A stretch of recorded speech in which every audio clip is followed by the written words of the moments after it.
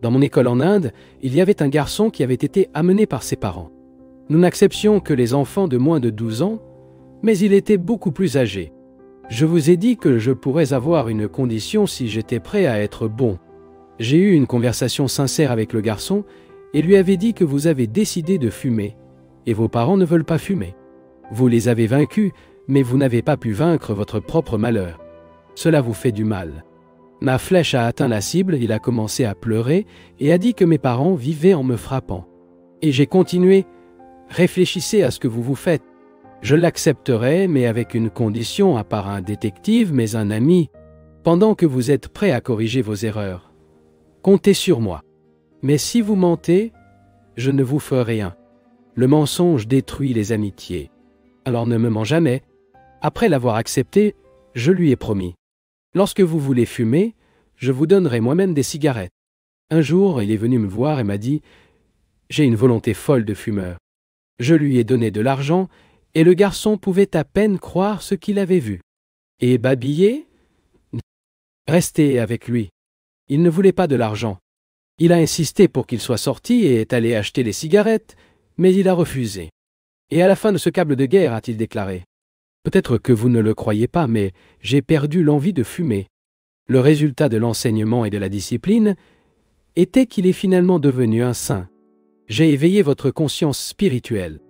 Le point maximum de cela consiste en l'effort intime pour grimper vers le bonheur pérenne. Peu de gens font cet effort. Vous devriez cependant vous efforcer sans repos pour être bon. Même si vos péchés sont profonds, comme l'océan Atlantique, sur quelques incarnations, vous êtes devenu un être humain. Mais tout au long de l'éternité, c'est un enfant de Dieu. Pourquoi vous considérez comme un pécheur?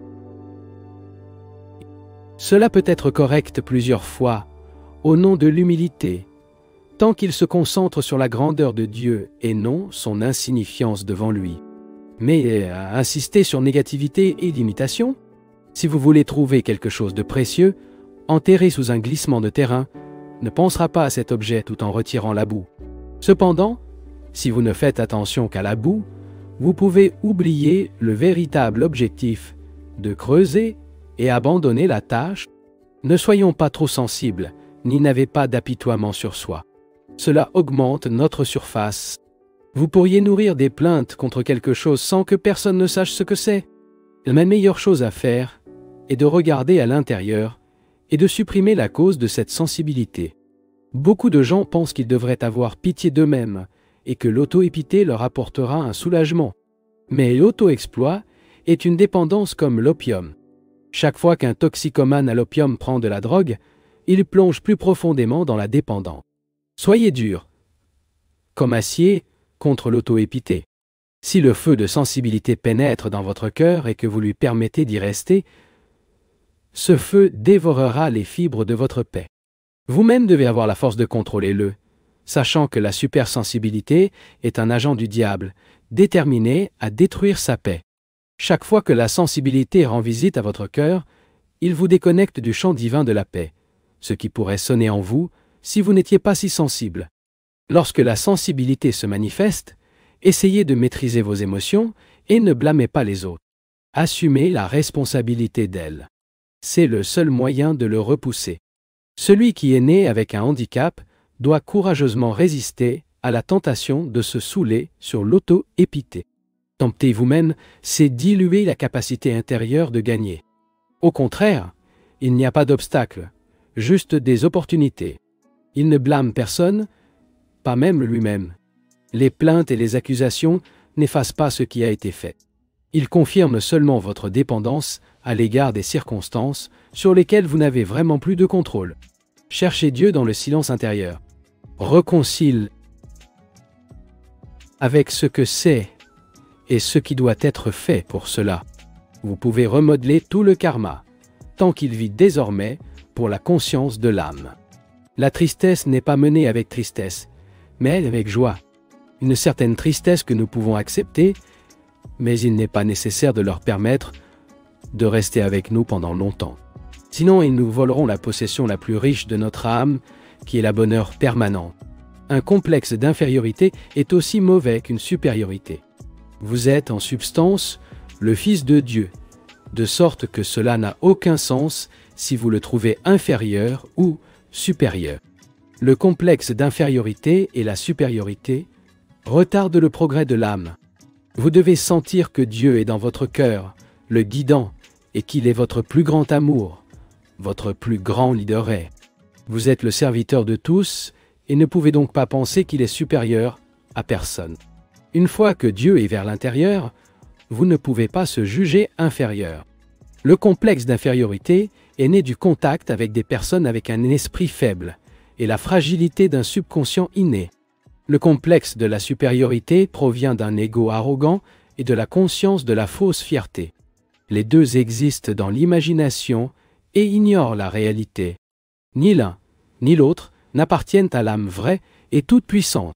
Développez l'autoconfidentialité en surmontant la faiblesse et trouvez votre confiance en soi dans des réalisations en béton de plus en plus audacieuses, et sera exempt de tous les complexes d'infériorité et de supériorité.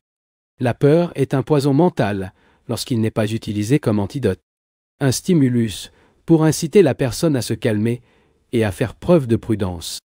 La peur attire des objets de peur, tout comme un aimant attire des particules de fer. La peur s'intensifie et multiplie nos douleurs physiques et nos agonies mentales. La peur est nocive pour le cœur, le système nerveux, le cerveau. Il détruit l'initiative mentale, le courage, le jugement, le bon sens, la volonté. La peur étouffe la confiance et la puissance de l'âme qui gagne tous.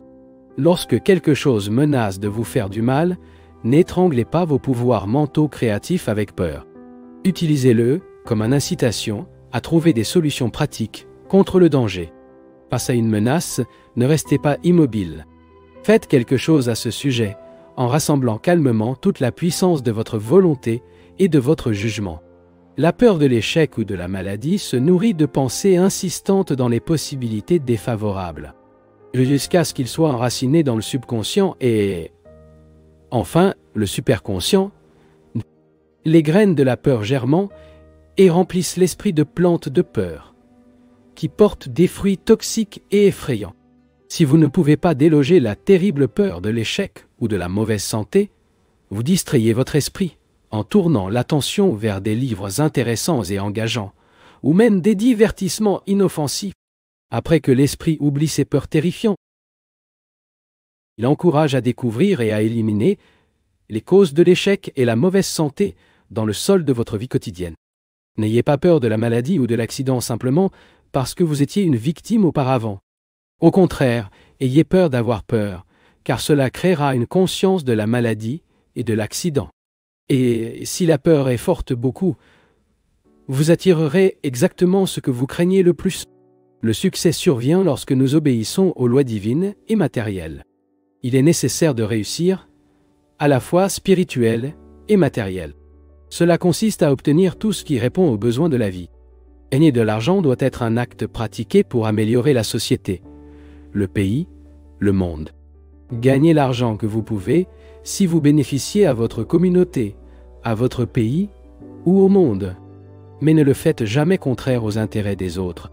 Il y a des lois mentales subconscientes et superconscientes pour réussir et combattre l'échec. Pour que la loi divine ou le pouvoir superconscient vous aide, n'interrompez pas vos efforts conscients, ni ne comptez que sur vos talents naturels. Avec lucidine, essayez de combattre et de surmonter l'échec, de ressentir, pendant que la loi divine met en occupe vos efforts pour réussir. Cette méthode établit un lien conscient avec le divin. Pensez qu'en tant qu'enfant de Dieu, vous avez accès à toutes les choses qui appartiennent à votre Père. Ne doutez pas. Quand tu as besoin de quelque chose, débarrassez-vous de la conscience de l'échec et pouvoir vous appartenir. Des habitudes subconscientes d'ignorance et d'incrédulité dans cette loi nous privent de notre héritage divin.